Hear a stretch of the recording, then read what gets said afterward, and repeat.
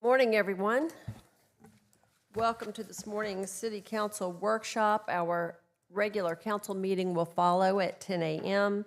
And workshop is a time for council to discuss any agenda items that we want to talk about before the meeting with staff, as well as to get any presentations and to have some executive session items before the meeting begins. So I'll start out by asking council if there are any agenda items that you want to discuss before our meeting. Everybody's good. All right, then I will ask for a motion to go into executive session to discuss negotiations concerning contractual arrangements involving the Myrtle Beach Pelicans. We will invite Fox Simons, Will Bryan, Brian Tucker, Josh Bruger, Michelle Schumpert, Marla Bell, Meredith Denori, Amy Newshafer, and Bill Musser. Is there a motion to go into executive session? So moved. Second. Motion made by Mr. Smith, second by Dr. Connor. Any discussion from council? Okay, Mike. Any discussion from the public? All those in favor? Aye. Aye. Aye. All those opposed? Motion carries. Got here just in time. Got here just in time.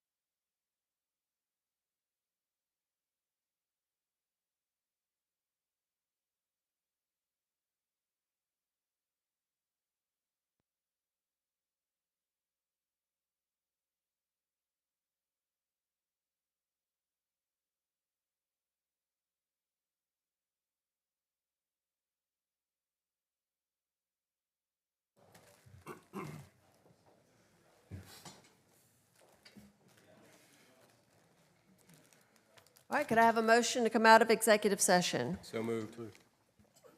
Motion from Mr. McClure, second from Mr. Louder. Any discussion from council? Any discussion from the public? All those in favor? Aye. Aye. All those opposed? Motion carries.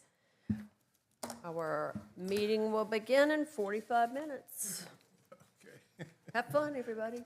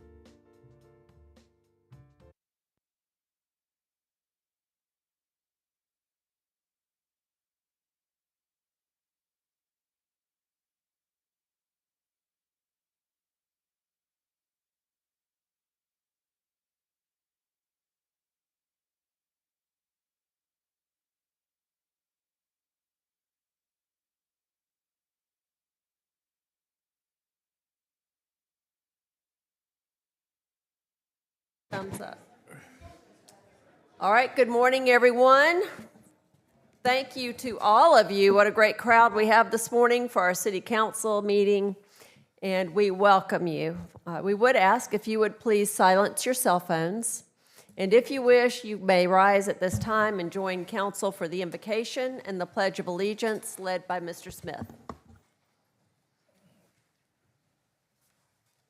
Almighty God, creator and sustainer of all that is or will ever be, accept our profound gratitude for this day and all of its blessings of life and freedom. We remember those who make our freedom possible and recognize it is because of their sacrifice that our community can practice our shared and enduring values of varied expressions of faith, civic duty, and respect for all. We gather today to render our public service in a proper manner and perform our civic duties in good order. Therefore, we solemnly invoke divine wisdom and guidance in today's meeting. Amen.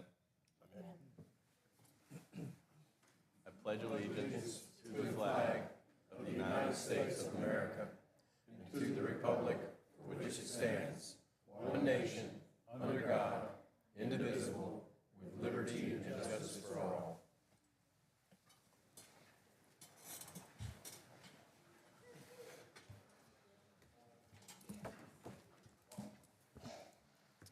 Okay, we have, council has had time to look over today's agenda. I'll ask if there is a motion for approval. So moved. Second. Motion made from Mr. Louder, second from Dr. Connor. Any discussion from council? Any discussion from the public? All those in favor? Aye. All those opposed? Motion carries. The approval of our meeting minutes from April 22nd, 2025. Is there a motion to approve? So moved. Second. Motion from Dr. Connor, second from Ms. Hatley. Any discussion from council? Any discussion from the public? All those in favor? Aye. Aye. All those opposed? Motion carries. We have a morning filled with proclamations, and we're excited about that. And the first one is to recognize our Citizen Fire Academy, and I think Jonathan Evans is going to come forward and talk about that a little bit and introduce his class.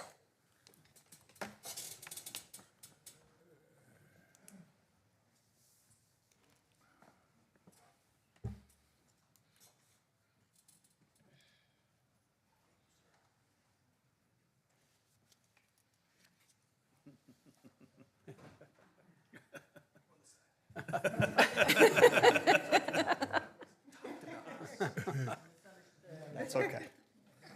Good morning, Mayor Bethune and members of council. Thank you for the opportunity to speak with you today about one of our amazing programs. I'm honored to report that on the successful completion of Class 7 of the Myrtle Beach Fire Department's Citizen Fire Academy, which is a 10-week hands-on program that offers community members an inside look at the life and work of our firefighters. This session, which met once a week and ran from February 11th to April 22nd, included 18 dedicated participants who went through realistic training experiences, including fire suppression skills, water rescue, EMS, emergency response, and even driving a fire engine, all under close supervision by over 50 MBFD personnel throughout the program. Obviously, we only have 4 today, a lot of folks working, but very dedicated group. The Academy, which started in 2019, continues to strengthen trust, understanding, and collaboration between the fire department and the people we serve. Each participant walked away with a deeper appreciation for the challenges and responsibilities that our crews face every day. I'd also like to recognize one individual who truly went above and beyond in this year's class. As voted on by his classmates, Daniel Little was awarded the Charles Vandermark MVP Award for Class 7. Daniel not only demonstrated exceptional dedication throughout the program, but also designed the class t-shirts and created a symbol that will represent not only this class, but future classes as well, which is a lasting mark of pride and unity for our Citizens Fire Academy. So you can kind of see the line there and all. You'll see it when it gets closer. Thanks to Daniel and all 18 members of Class 7, this program continues to evolve into something special.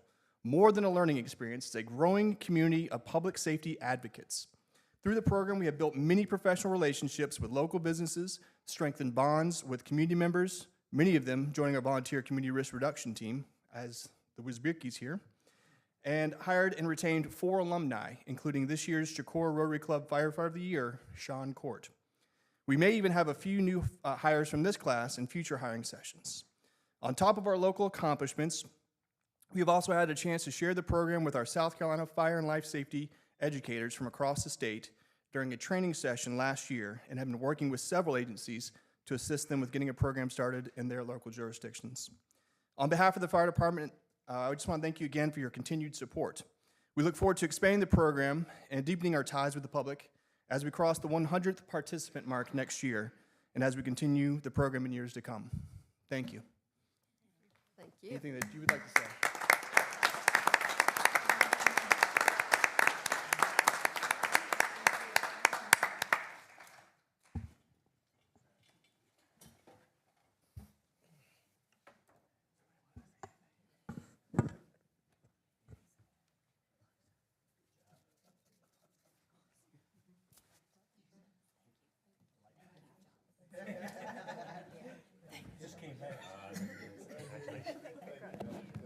Thank you. Thank you.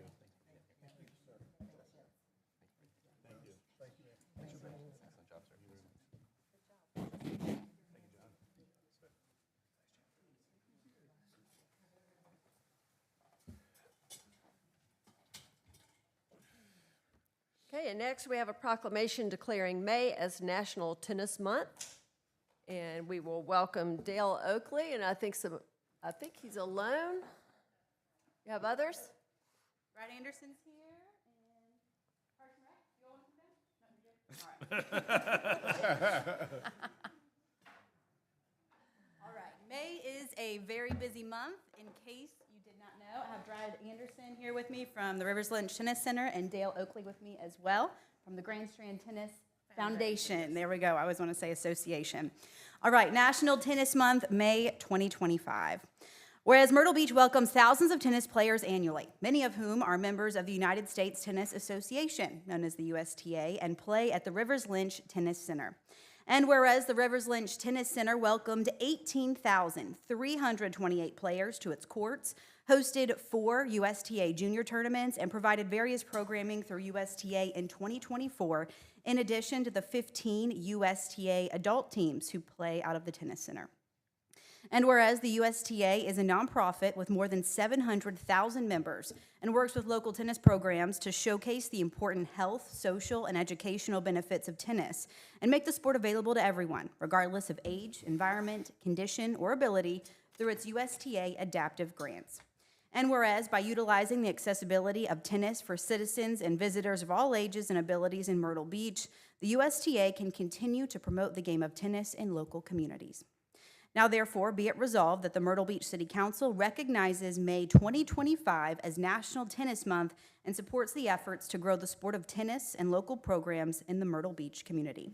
Signed and sealed this 13th day of May, 2025.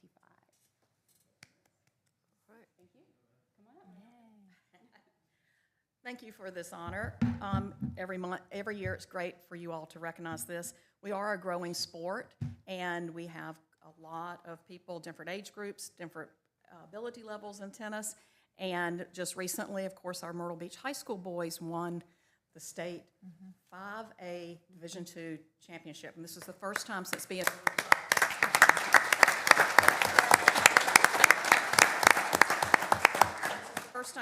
moved up that they clinched that title. We're experiencing a lot of growth across the Grand Strand, and I think she mentioned the number of players and different things going on. We're also excited about the future. The foundation is in the early stages of identifying a location for a new tennis facility. This initiative aims to accommodate the increasing demand and continued growth of the tennis in our area. Thank you once again for acknowledging us each year at this time, and we really appreciate it. Thank you. Thank you.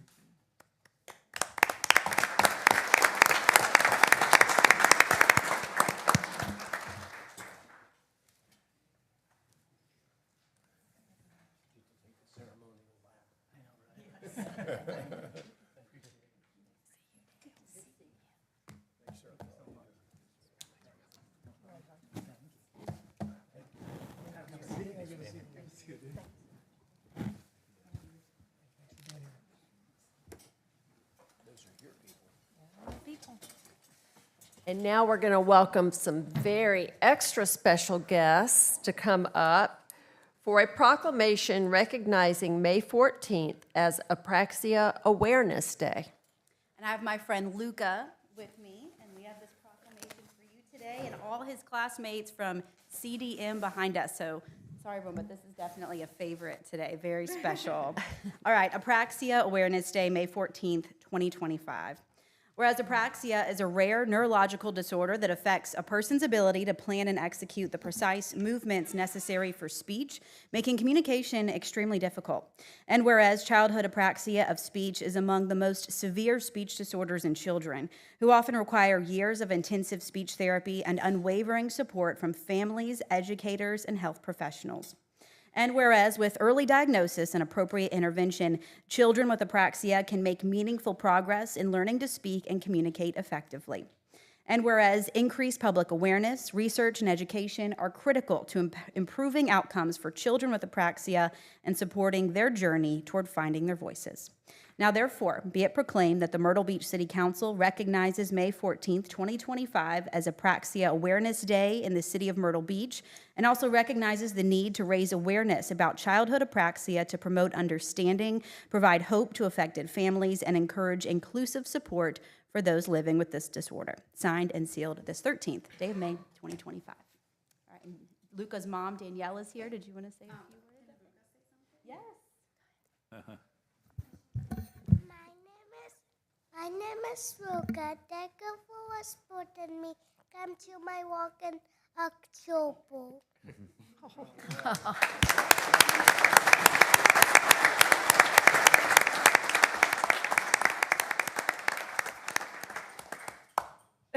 So we are hosting the first annual Myrtle Beach Walk for Apraxia, October 12th, 2025. So that's the walk that Luca was referencing. It's open to the public. We want everybody to join, everyone is welcome. So we'd love to have you there. And thank you so much for this proclamation to recognize this day. And we hope eventually to make this an annual recognition for this day. So thank you very much. We appreciate it. Thank you. Thank you.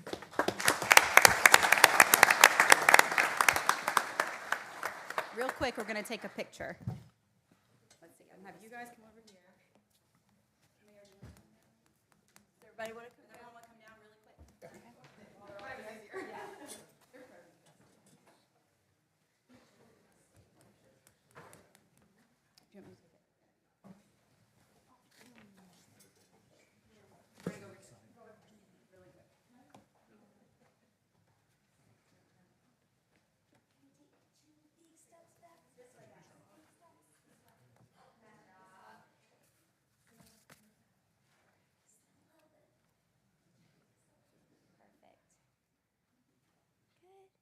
Everybody say cheese. Good job. Awesome. Thank you, guys.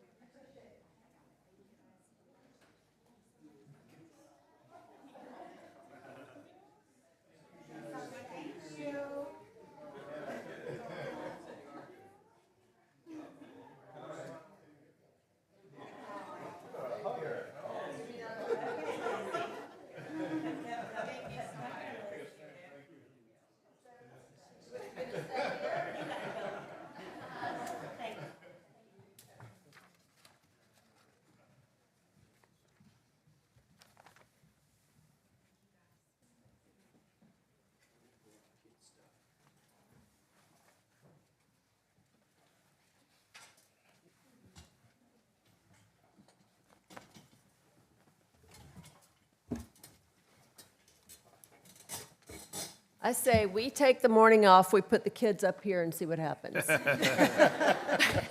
I'm in. Okay, and next we have a proclamation declaring the week of May 11th through the 17th as Law Enforcement Memorial Week. All right, come on down, everybody. Or Chief, come on.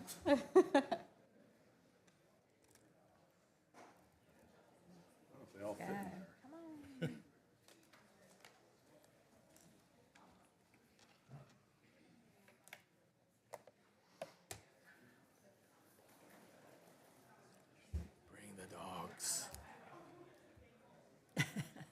who's guarding the city.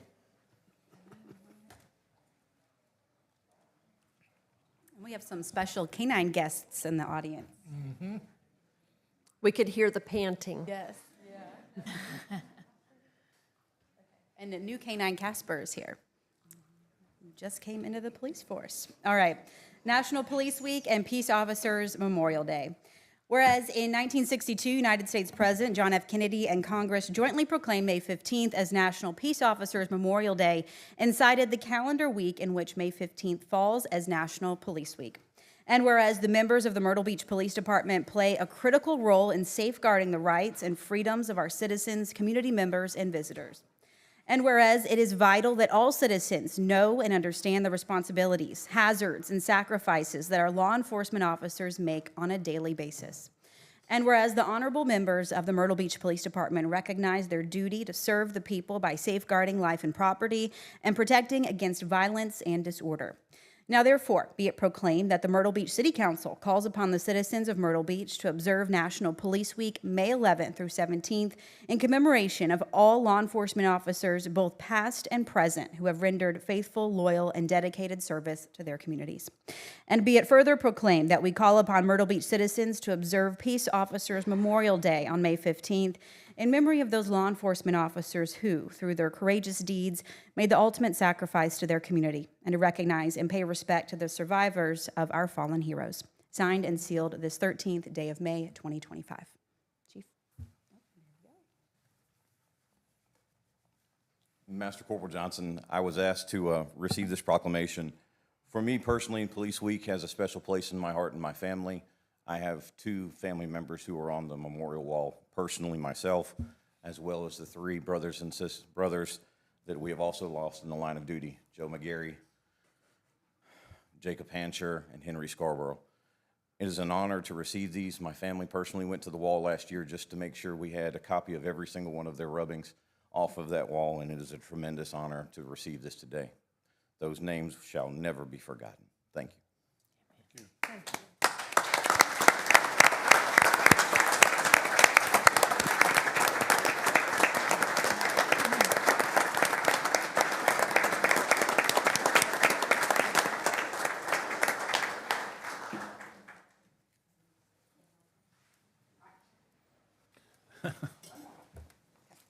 And thank you all for being here. I know you're all super busy, so we appreciate it. All right, National Correctional Officers Week, May 4th through 10th, 2025. Whereas Myrtle Beach's detention staff members are trained law enforcement professionals who serve in many capacities, working in demanding and stressful conditions and facing challenges and dangers that may put their lives at risk. And whereas correctional officers are responsible for supervising inmates' conduct to maintain security within the facility while promoting positive behavior, attitudes, and skills within the inmate population in order to reduce recidivism and promote successful reentry into the community. And whereas the detention officers and staff of the Myrtle Beach Police Department strive to maintain a safe working and living environment inside the facility, and our community recognizes the important work and sacrifices that corrections officers make each day to protect the citizens of Myrtle Beach. And whereas the City of Myrtle Beach's detention officers exhibit compassion, understanding, and professionalism as they assist the public during stressful situations. Now, therefore, be it proclaimed that the Myrtle Beach City Council hereby declares the week of May 4th through 10th, 2025 as National Correctional Officers Week in recognition of the outstanding service that these men and women provide to the city's residents and visitors. Signed and sealed this 13th day of May, 2025.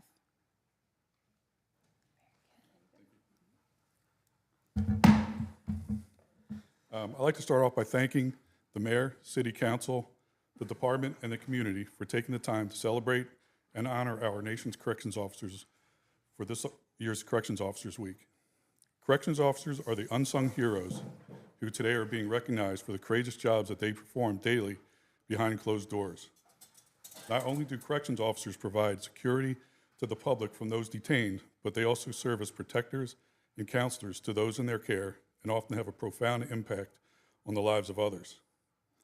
I offer my appreciation to all corrections officers across the nation for their sacrifices, devotion, and professionalism. I especially would like to thank this group of dedicated officers standing here today, representing our city's detention staff, for their courage and hard work that keeps our city jail running as it should in a safe, secure, and efficient manner, and for their impartial treatment of those within their care. Thank you. Thank you. Thank you.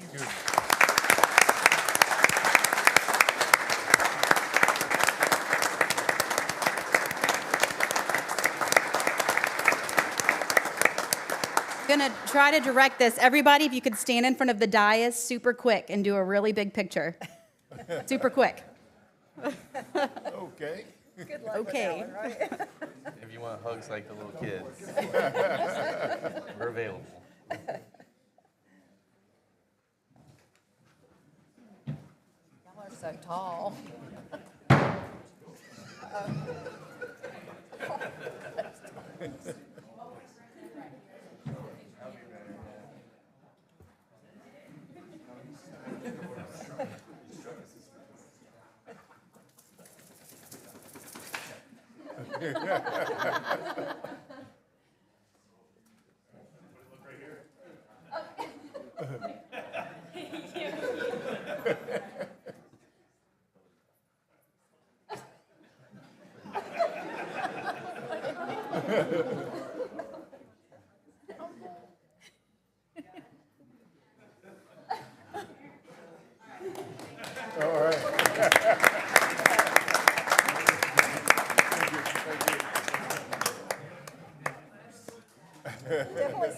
Thank you. Good to see you.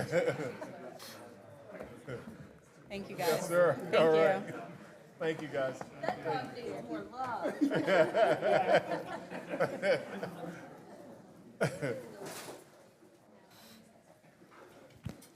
Clean up in aisle 2. And the police department is having the remembrance ceremony this Friday at 10 at the Annex in the Market Common for those who would like to attend. All right, next we are going to honor our Public Works team members. If you want to come on down.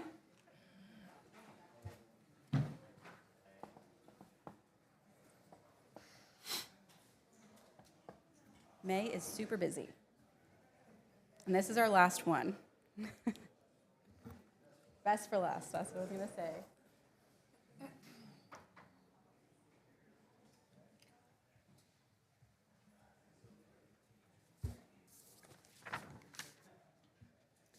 And our Public Works team members have been busy since yesterday putting the new military banners up, if you haven't seen them yet, along Harrelson Boulevard. Nice. I don't think, oh yeah, there's Curtis. Thank you, Curtis. Curtis and his team. Harrelson Boulevard and almost all of Ocean Boulevard. Harrelson's done, right? And then almost all of Ocean. There you go. So make sure you stop by and see them. All right, National Public Works Week, May 18th through 24th, 2025.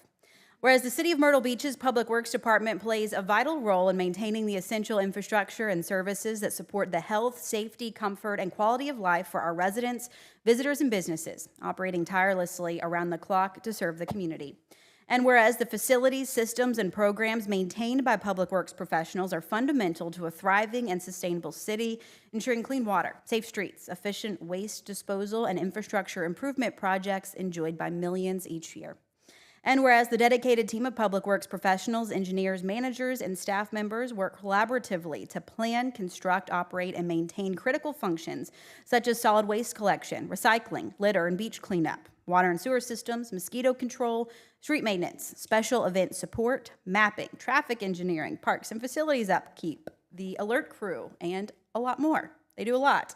Now, therefore, be it proclaimed that the Myrtle Beach City Council hereby declares the week of May 18th through 24th, 2025 as National Public Works Week in recognition of the outstanding service provided to the city's residents and visitors, and expresses sincere appreciation for the commitment of these often unsung heroes who help keep Myrtle Beach running strong.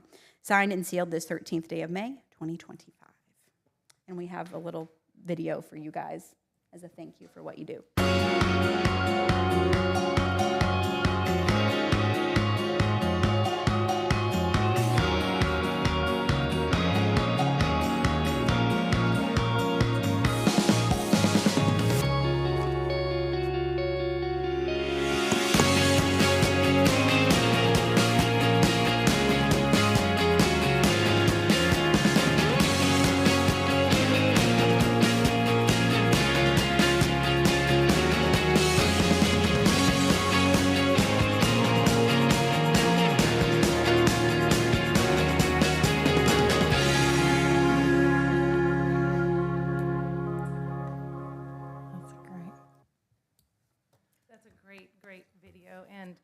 I'm going to start off by saying thank you, Meredith, to your team for allowing us to share our public works stories with the public. Done a tremendous job.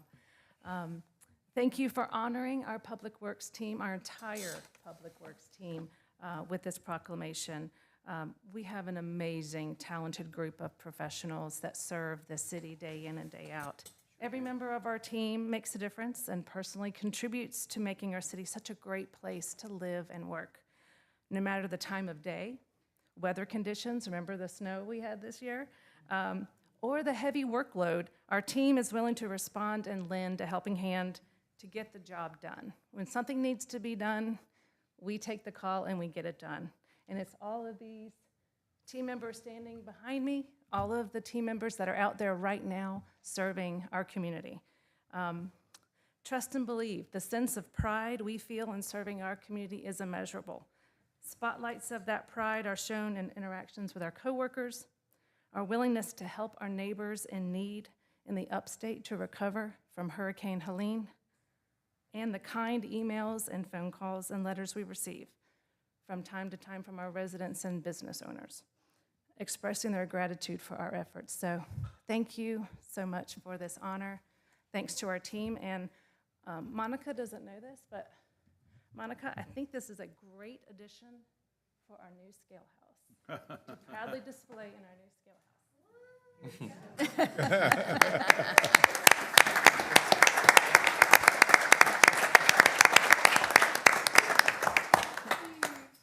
Oh my gosh, this is my first time ever in front of you guys. They're great. This is totally unexpected. I know the scale house has been a long time coming, even before my time, so you know, we're excited about the future. We're excited about what Scale House is going to do for us, you know, as a city, being able to also entertain outside customers to hopefully be profitable one day in what we do. So I'm honored. Thank you. Thank you so much. Yes, Thank ma'am. you. Thank you.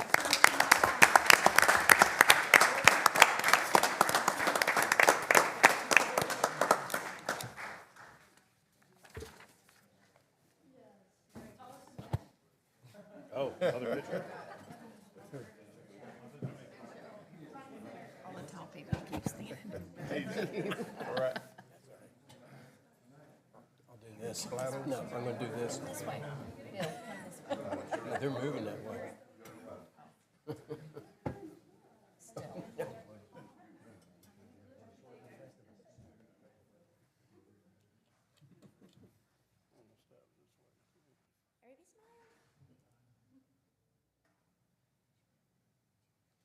All right, give them another clap. Thanks, guys.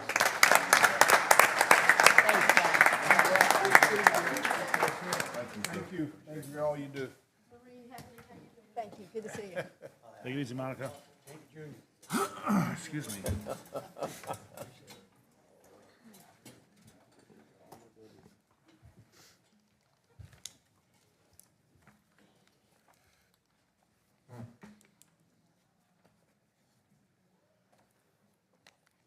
Okay, and now we have our communications and creative services update.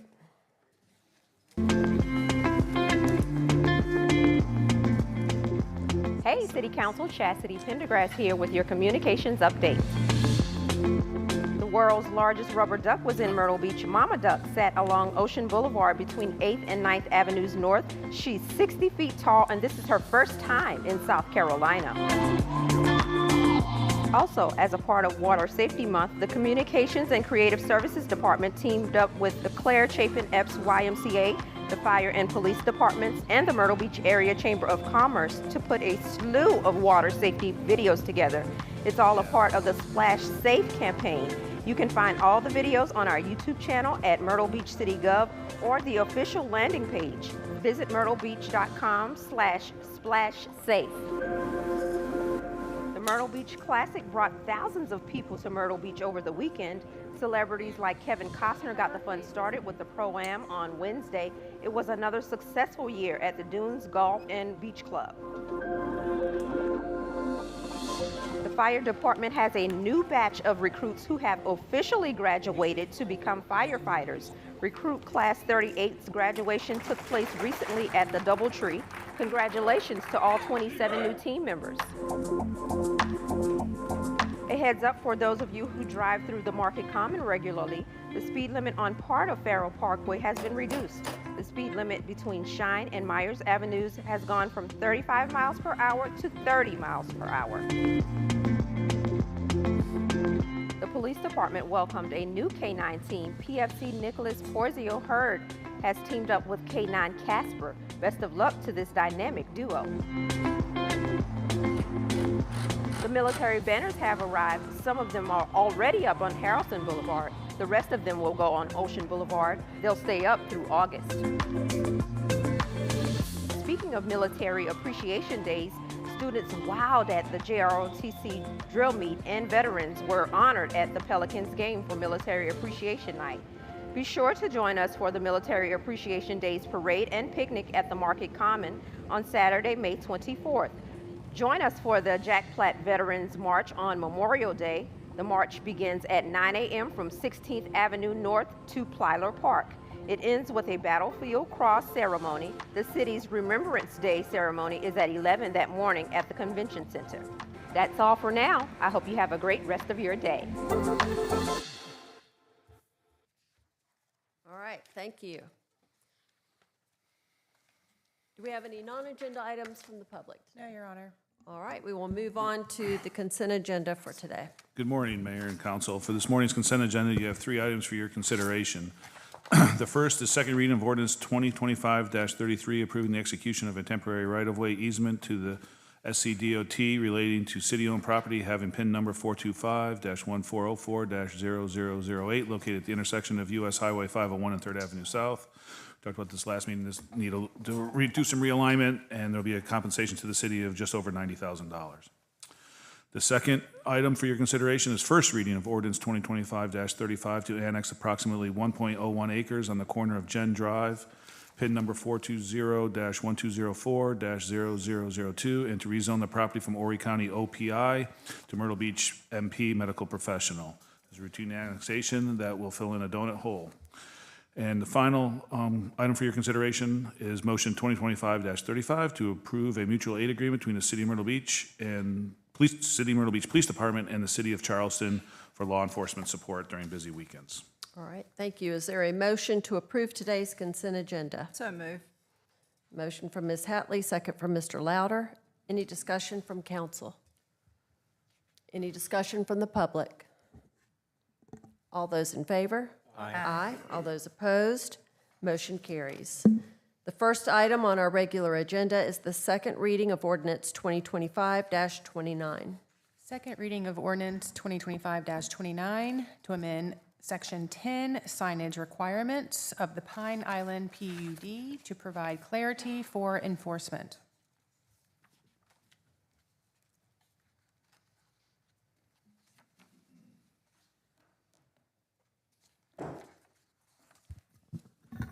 Good morning. Good morning. Morning. I'll kind of go over this from the beginning. Again, this is a request. The primary sign.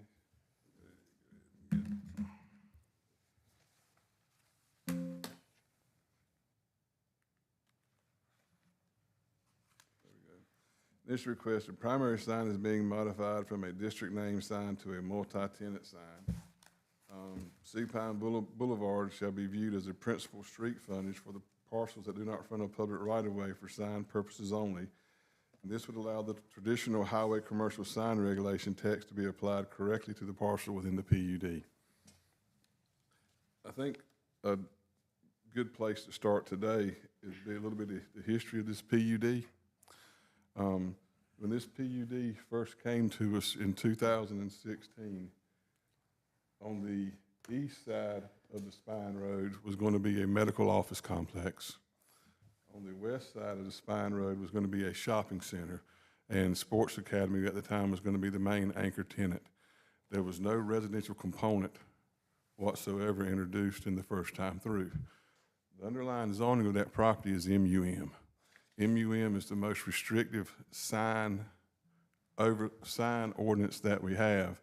The HC2, aside from the amusement zone, is the most non-restrictive sign ordinance that we have. So the fact that this was initially zoned MUM, which is a mixed-use component, they came in with a PUD that was 100% commercial. Going with the HC sign component was okay. Now they've come in with the next amendment in 2018. You end up with the over 55 apartment on the side where the medical facility was going to be located at. And now where you were going to have a straight shopping center with a big anchor tenant, you've now got residential. So you've got a PUD that initially started off being 100% commercial, and now you're sitting at least 60, if not 65% residential in nature, but you're still going with the most wide open, aside from the amusement zoning classification, sign ordinance package that we have. That's the history of the PUD. What's here before you today is them asking for the amendment to have the one primary sign located out there, and that the center road be viewed as a public street, and that HC2 signage requirements be applied across the whole PUD. Okay, let's get a motion on the table, Ken, then we'll ask questions. Is there a motion to approve the second reading of ordinance 2025-29? So moved. Second. Motion from Mr. Smith, second from Ms. Hatley. Any questions or discussion from council? Yes, Mr. Mayor. Ken, the out, as you referred to, I think as an out partial sign at Sea Pine Boulevard and Seaboard. Yes, sir. No, Off premise. it's off premise. Yes, sir. Yes, and according to sign ordinance, off premises signs are not allowed. Now, I understand this is in a PUD, so does that make the difference to allow that off premises sign there like that? Two-part question, so I'll answer the first part first. Yes, it would be considered an off-premise advertising, and if you look at off-premise advertising is a freestanding sign. And if you look at our definition of off-premise signs and billboards, yes, sir, this would fall under that classification. The next question of, is it proper for it to be before you as a board to seek approval on that? Yes, sir, because that's the idea of the PUD in nature. The idea of the PUD in nature allows you to do something that you otherwise would not be allowed to do by the underlying zoning. Most of the time it's in regard to setbacks and building heights and things along those lines. And in some cases it's in regard to uses, as would be the case in this one. So yes, you will be, if you approve as presented, I think I'm going where you want, if you approve as presented, you will be allowing a sign that in underlying zoning would not be allowed to be there because it would be considered off-premise advertising. But it is allowed because this is a PUD. If you approve it to be, yes, ma'am. And the reason, oh, go ahead. I'm sorry. Excuse me. The reason for the sign going at the corner of Seaboard and Sea Pine Boulevard is because of the development. As this continues to develop out, people will not be able to see a primary signage on the building because they will be more embedded within the PUD. Is that correct? The commercial? Yes. But, I guess maybe a good example would be if you've got a business that's on 21st Avenue, located midway block between Kings Highway and North Ocean Boulevard. This would be the equivalent of allowing that business in the middle of that street to have a sign on the corner of North Ocean Boulevard and 21st Avenue, or to have a sign on the corner of Kings Highway and 21st Avenue. I think given the example best answers that question. But Ken, not to argue with you, but No, ma'am, I'm not looking for an argument with anybody, no, a ma'am. business on 21st Avenue, the example you just gave, would not be in a PUD. Correct. Okay. How many businesses are located right now in this PUD, and how many are planned there? Like I said, the second revision of the PUD, when they came in with the senior living, the over 55 community, they came up with the little commercial, little strip centers that were, at the time it was presented, told to be pedestrian in nature. So you're basically kind of serving that over 55 community, and I guess at the time what you have proposed for the other apartments across the street. That's where the confusion comes in. This was initially a 100% commercial PUD. Now it's mainly a residential PUD. The MUM is the perfect zoning classification because it's supposed to kind of serve as a buffer between your residential zones and your highway commercial zones. So with the underlying zoning of this being MUM, but we're allowing highway commercial signage. Every building on that property will be allowed signage because they will be allowed the same signage that they're allowed currently under the HC2. The biggest thing that they're asking for, in my opinion, is the primary sign.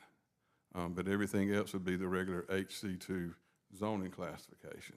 One of the things that came up in discussion during the Planning Commission was the cell phone. The cell phone is what drives you to a business location now more days, or just as much as a sign. And so that was a very strong point that the Planning Commission made in regard to that. So the primary sign that they're requesting, as well as the individual business signs, all will go before CAB for approval? Yes, ma'am. Okay. The only question I have, and Will, this might be a question for you. If you don't want to answer it, that's fine in public, but I guess, are we opening up a can of worms by doing this? Understanding that we can do it, but I know years ago, off-premise signs was a big issue, and it just. If you do this, you might get additional requests for off-premises signs. I guess that's my question. Are we gonna? I think what you're directing toward, Mr. Chestnut, is the lawsuits that we had in regard to billboards in the late 80s and the early 90s. I don't know the answer to that myself. What I do know is that up until 2014, whenever we came in with the billboard exchange program, to where you could take down 2 or 3 billboards and you could put up a digital billboard. Up until that time, if anyone came to speak to me in regard to a billboard, I directed them to the city attorney. And those were the directions that I were given to follow, and it was based off the lawsuits from the late 80s, early 90s. That's why I was asking him. Nobody's contacted me recently about billboards. Yeah. So is a billboard not off-premise signage? Excuse me, sir? Is a billboard not off-premise signage? Yes, sir. It is spoken to solely as a billboard, and we have allowances for billboards. We have designated corridors that go along those lines in regard to the billboards. How is this signage different than, say, the signage at Seaboard Commons where Lowe's and Target are? It's all on one parcel. It's all on the same parcel. Lowe's and Target are all on the same parcel? Yes, sir. There are no true out parcels for that signage. There are out parcels out on the road that hadn't been, there's one maybe that hadn't been developed yet, but that's all one piece of property. So about the Dunes Village sign on 52nd? Which one? The Dunes Village sign on 52nd. It's just too old.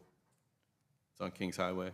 Points. Has an arrow. Yeah. That one is, the one that's advertising, yeah, that one's been there for as long as the ocean's been there, seems like, around here, so.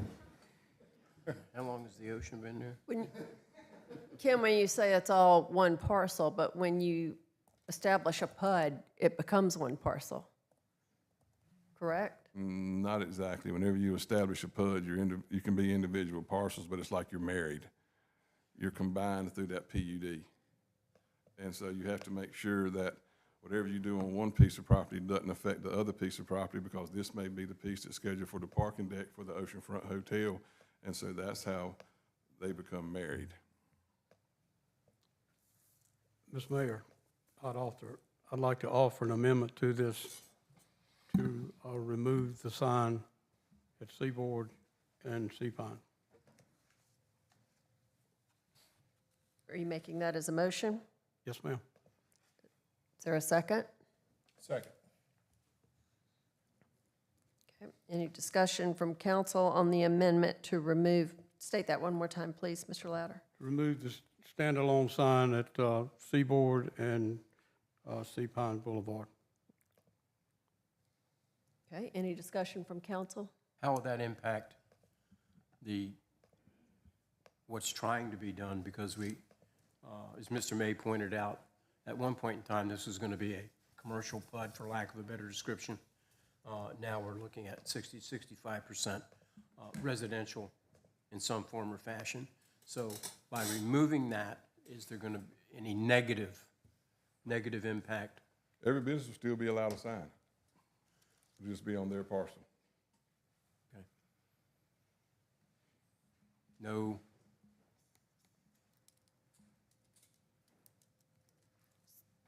If this wasn't off premise, would it be preferred to have it there?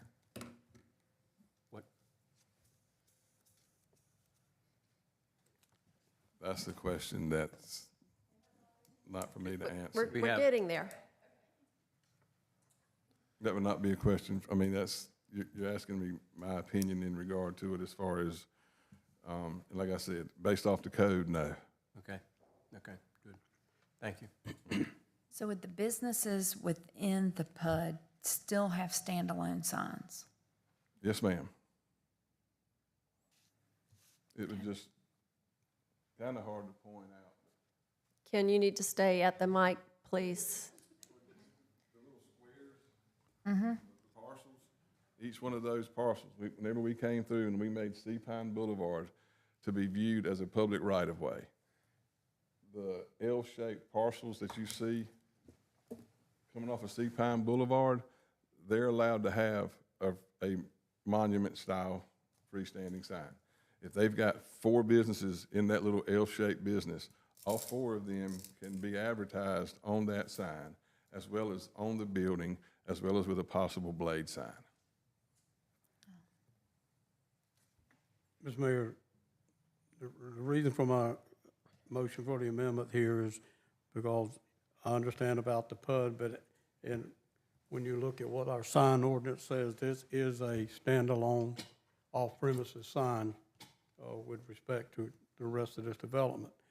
And I believe if we pass this ordinance as is, the sign, with this sign package today, that is going against what our signed ordinance says. And the other thing is, if we allow this today, then that opens up the opportunity for anybody else to come along and want an off-premises sign. They can, without a lot of heartache and grief, they should be able to be allowed to have that off-premises sign as well. And I understand that, but I feel like because this is a PUD, that differentiates the two. Any other questions from council? Comments? The primary sign location there,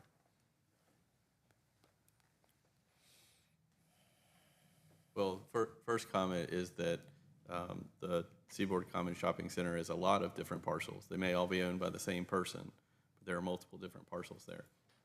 Second comment is that one parcel above Sea Pines Road? It's going to be on the corner of Sea Pines and Seaboard Street. And the top right, that looks like one large parcel. Yes, sir, but plans show it subdivided. And again, that's one of the things I've got to go back to is the changes that have occurred in this PUD. It's like we've changed the approach to the development of this property. but we did not address the sign package, which was oriented toward a 100% commercial project.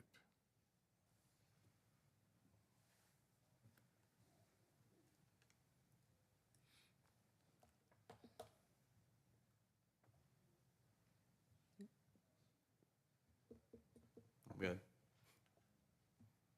You're good? Yeah. Okay. Anything else from council? Quick question. So I'm looking at, it says out parcel 4, 5, and then you've got retail E on the next slide over, the one with the X's on it.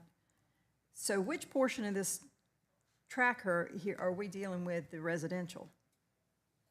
You've already got the existing on the left-hand side, which would Correct. be the west side. You've already got that. And then you've got proposed for the majority of that. You've got your showing your 2 out parcels up on the top. The majority of that tract down below it is what was being shown as the residential.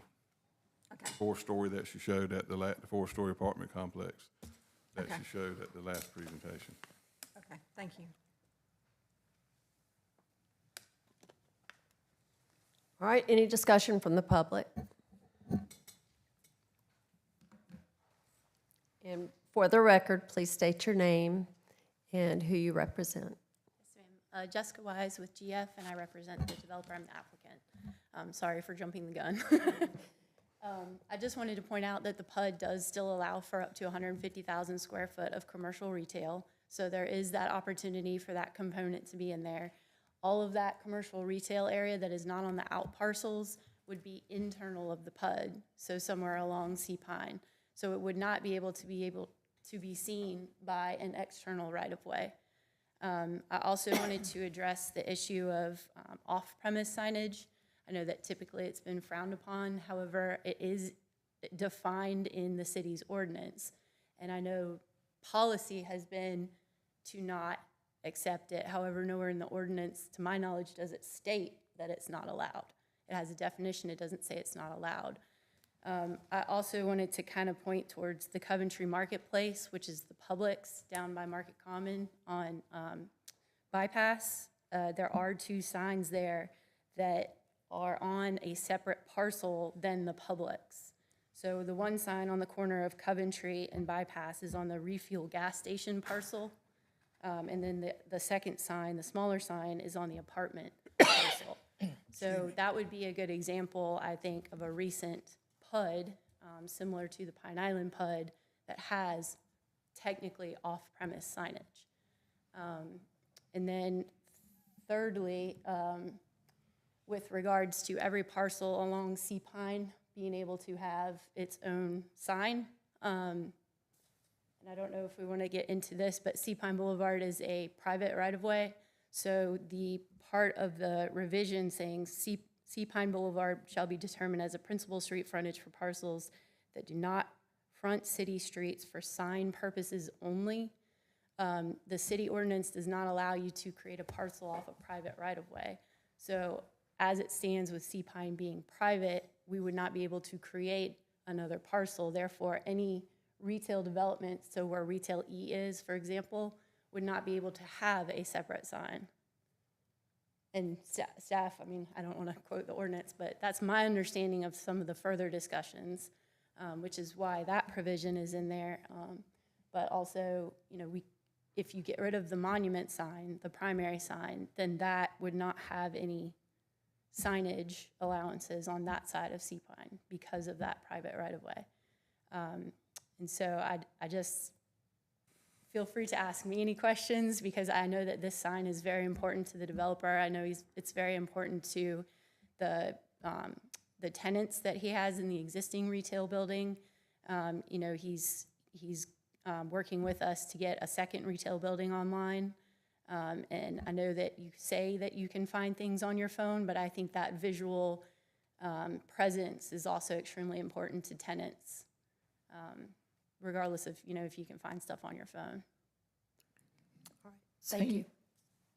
So you're saying that the retail businesses along Sea Pine cannot have a standalone sign? The parcels that are existing can, but no further parceling of the parcel on the right-hand side can happen unless it touches a public right-of-way. So for example, where we have that cross-access easement going left to right, kind of just above where it says Retail E, if that was to become its own parcel, it couldn't be because it doesn't touch public right-of-way. So therefore, that business would not get its own sign internal of the PUD. So that would be a good example of, yes, you have the multifamily building, yes, you have the Grove, but there is a bunch of retail that is planned for the center part that could have the advertisement on the primary sign. Thank you. Thank you. I have one question. Yes, sir. As in most all PUDs, all developments that take place in the city, at some point in time, it'd be a good possibility to see Pine Boulevard would become a public road in the city of Myrtle Beach. Is that correct? The developer doesn't have any plans to do so, but it could be. I can't answer that question. Thank you. Thank you. Ken, do you have anything else you want to say? I'd like to provide a little bit of clarity.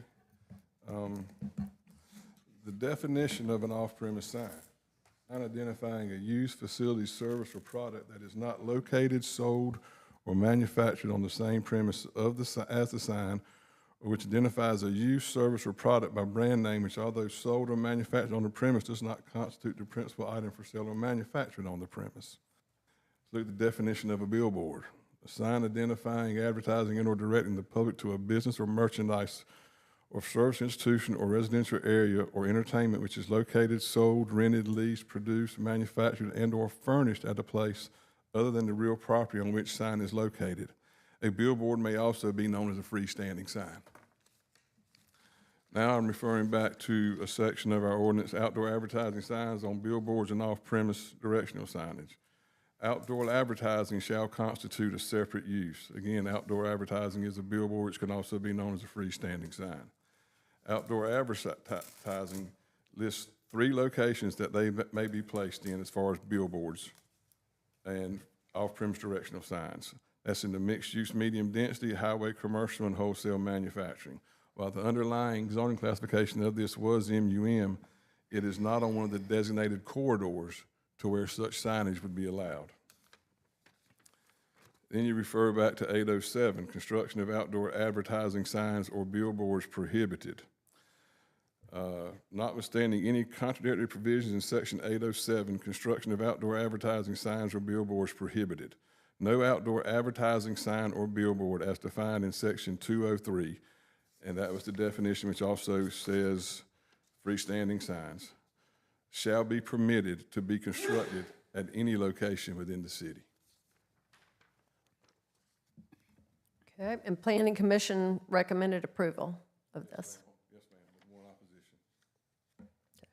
Let's vote on the amendment, and I'm going to ask for a show of hands. All those in favor of the amendment made by Mr. Louder and seconded by Mr. Chestnut, please signify aye by raising your hand. All those opposed? Motion fails.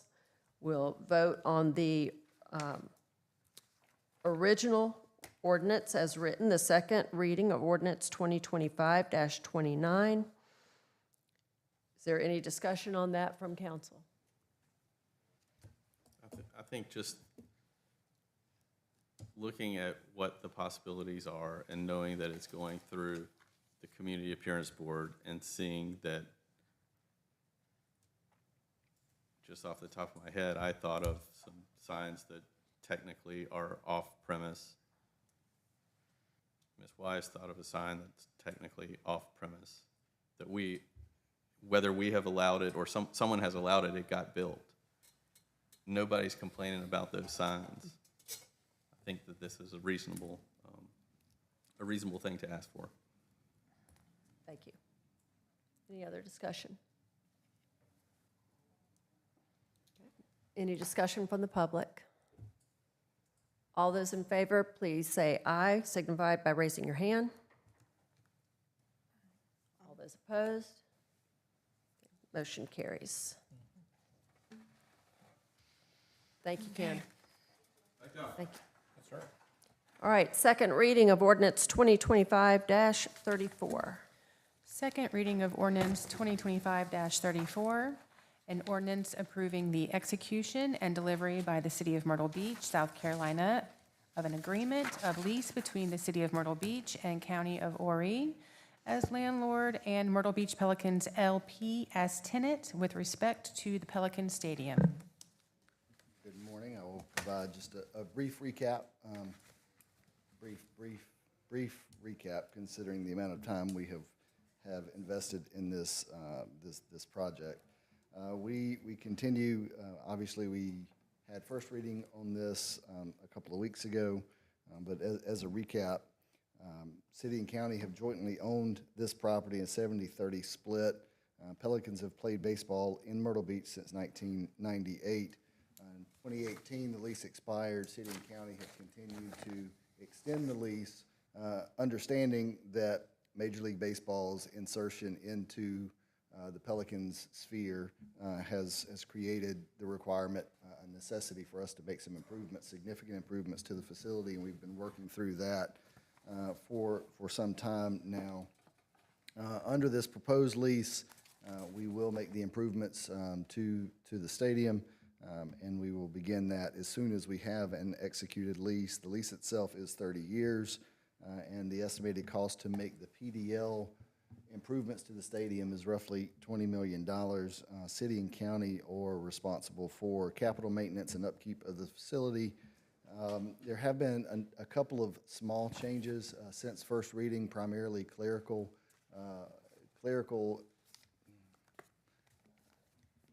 Brian, let me stop you. You said 30 years. We've changed it to 20 years, correct? No. At least. Oh, we went back to We went back from 20 to to 30 30. years. Back to 30. Back to 30. So yeah, everything that you currently have in front of you is 30. But the bond will be 20. The Correct. bond, you will all have the option to decide what you want the bond to be once we get ready to bond But it. we have discussed. Yes. It does say in here this is a 20-year lease. It does in the summary, but all of the documents. Yeah, all the say documents, 30 to years. 30. The primary changes since first reading has just been a couple, again, clerical changes, not anything that we consider material. I think you all have been provided a copy of those changes. Happy to talk through any of the particulars there, but just as a recap on the financial component, the years 1 through 10, the lease payment would be $750,000 and then would escalate to $850,000 for the second 10, $950,000 for the third 10, the third and final 10. There will also be an admission ticket fee to help cover some of the future capital maintenance charges. I would just remind all of you that we are taking up second reading today. That would be our final step. The next steps would be for the county to take up third reading. They will also have to have a public hearing. It is our understanding that they have advertised for public hearing and expect to do that at their council meeting next Tuesday. And I would anticipate they would consider third reading next Tuesday, but obviously that would be at their discretion. Happy to answer any questions. Thank you. Is there a motion to approve the second reading of ordinance 2025-34? So moved. Second. Motion made from Mr. McClure, second from Dr. Connor. Any discussion or questions from council? I don't know that there's anything to say that I haven't said already. That I'm happy that we've gotten this far and that we hopefully will be able to keep the Pelicans in Myrtle Beach for a long time. I agree, and thank all of you for being here and for your partnership, not just with the city and the county, but with our community, what you get back. Okay, any discussion from the public? All those in favor? Aye. Aye. All those opposed? Aye. Okay, motion carries. Thank you, Brian. Resolution 2025-9.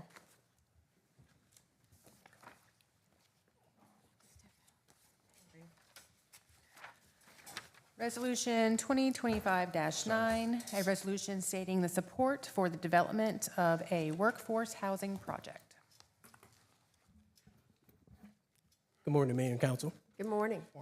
This resolution is up for your consideration today, expressing the city's support for Schaumburg Development's Workforce Housing Initiative to strengthen its application for state and federal housing tax credits.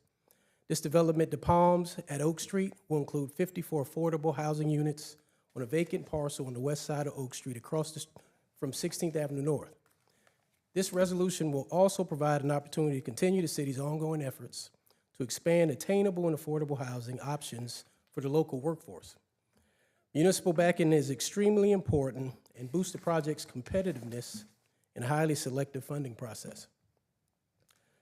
The city has an opportunity to support this project in a couple of ways. Number one, the 2% voucher incentive program, which is outlined in City Ordinance 2020-4, allows fees to be reimbursed directly to the developer at the completion of the project. At this time, those reimbursements are calculated at $360,000. If the project, number two, if the project is awarded, the city will propose a $180,000 loan over 20 years to meet updated scoring criteria for the developer's application. And that loan will be underwritten and processed by Community Works once we have an agreement solidified.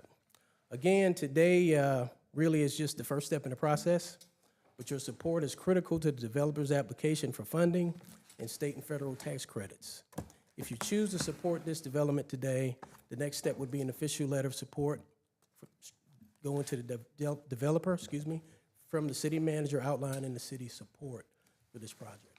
Now, Mr. Chamber's here today. He's no stranger to you. He was here on back in April from the company, the developer, and he has a brief presentation just to give you an idea of what this potential development may look like and answer any questions. Okay, let's get a motion on the table, and then we'll hear from him. Is there a motion to approve Resolution 2025-9? Motion approved. Second. Motion from Mr. Chestnut, second from Mr. Smith. Any discussion or questions from council? You want to hear the presentation first? Yeah, I would like Okay. to have the presentation. Please. All right, Mr. Chamber coming up.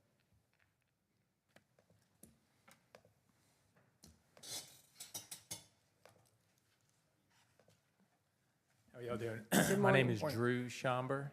It's good to see y'all again. I was here, I guess, last month, really talking more about the funding, and then today I just wanted to kind of high-level touch on the development that we're proposing. It is a, I don't know if we have a site plan up there, but it's 54 units. It is, y'all are probably familiar with Breezeway products. Is there a pointer here? I'm sorry. Try the middle button. Keep going. Okay, well, you can't read that, but that is a breakdown of the units. We have 54 units, 1 bedrooms, 2 bedrooms, and 3 bedrooms. This is the elevation, facade, balconies off the units. It's 3-story. See if I can find a site plan here, get an idea of how it plays out, and I can come back to this. We don't have a site plan. Okay, that's okay. We've got, I've got one up here, but it is 2, as you face Oak Street, there'll be 2 3-story breezeway products.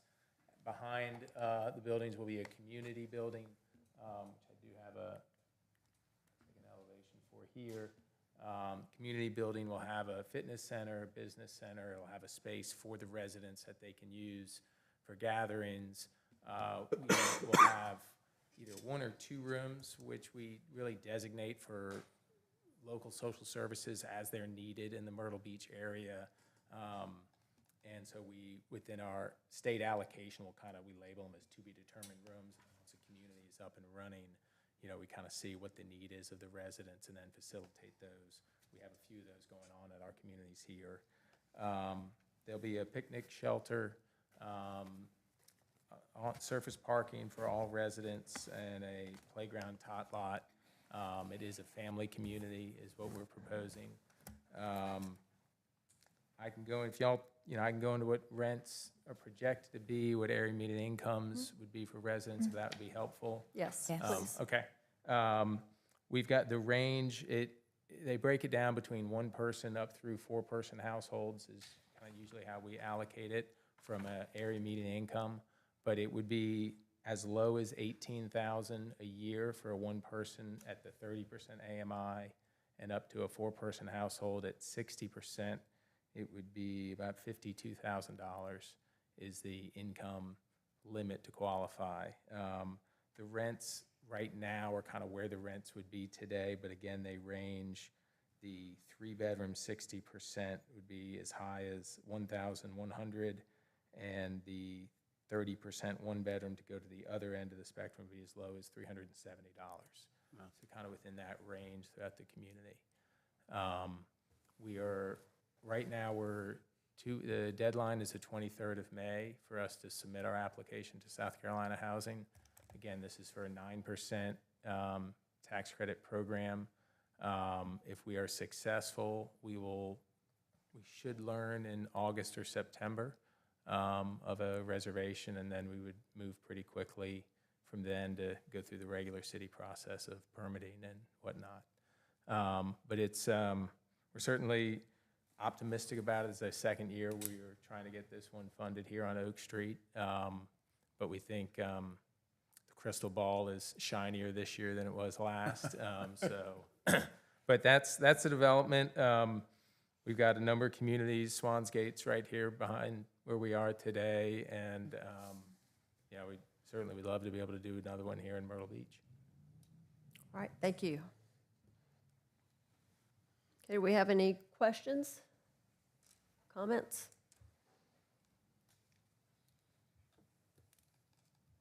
Bill, are you thinking, or are you good? I'm good. Okay. He's good, but he's also thinking. I wasn't good at thinking, so let's move on. Okay, any discussion from the public? All those in favor? Aye. Aye. All those opposed? Motion carries. Thank you. Thank you all. Thank you. Thank you. Motion 2025-36. Motion 2025-36 to reappoint 3 members to the Standard Code Board of Adjustments and Appeals. Okay, the terms of Neil McCoy, Jeff Hunter, and Judith Blackburn expired on April 26, 2025. All do wish for reappointment. The seats of Neil McCoy and Jeff Hunter as alternate members are 1-year terms. Therefore, their new expiration date will be April 26, 2026, and the new expiration date of Judith Blackburn will be April 26, 2029. Is there a motion to appoint or reappoint these members? Mayor, motion to reappoint Mr. McCoy, Mr. Hunter, and Ms. Blackburn. Second. Second. Motion from Mr. Louder, second from Dr. Connor. Any discussion from council? Any discussion from the public? All those in favor? Aye. Aye. All those opposed? Motion carries. Motion 2025-37. Motion 2025-37 to declare certain vehicles abandoned or derelict pursuant to the authority of Article 41 of Title 56, South Carolina Code of Laws, 2001. Is there anyone here today who represents any of these vehicles? Okay, is there a motion to declare? Motion to declare. Second. Motion from Mr. Louder, second from Ms. Hatley. Any discussion from council? Any discussion from the public?